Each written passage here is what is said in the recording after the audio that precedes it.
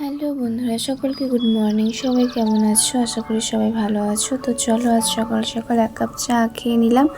মাথাটা খুব ব্যথা করছিল। তারপর ভাবলাম বসে থেকে কি করব, ভাতটা বসিয়ে দিই, সকালে খাওয়া দাওয়া তো করতে হবে।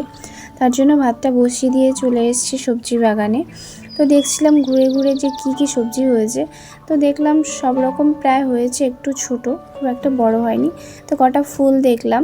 তো সকালবেলা খাওয়া দাওয়া করতে গেলে খুব একটা রান্না বান্নার দরকার হয় না, একটু ভাজা সেদ্ধ টেদ্ধ দিয়ে খেলেই হয়ে যায়। তো ভাবলাম তাহলে এই ফুলগুলো তুলে নিয়ে একটু বড়া করা যাক।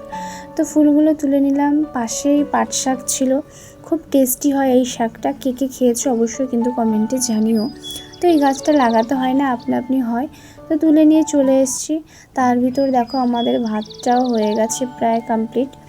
তো তারপর এই বড়াগুলো করার জন্য রেডি করে নিয়েছি একটু বেসনে দিয়েছি লবণ, হলুদ, কালো জিরে দিয়ে জল দিয়ে একটু সুন্দর করে গুলে নিয়েছি। তারপর ভাজাটা বসিয়ে দিয়েছি। ভাজাটা আমাদের হয়েও গেছে। তো কেমন লাগছে অবশ্যই কিন্তু জানিও। আর একটা ভাবলাম তরকারি করে নিই, তো তরকারিও করে নিলাম। আমাদের সকালের ব্রেকফাস্ট রেডি।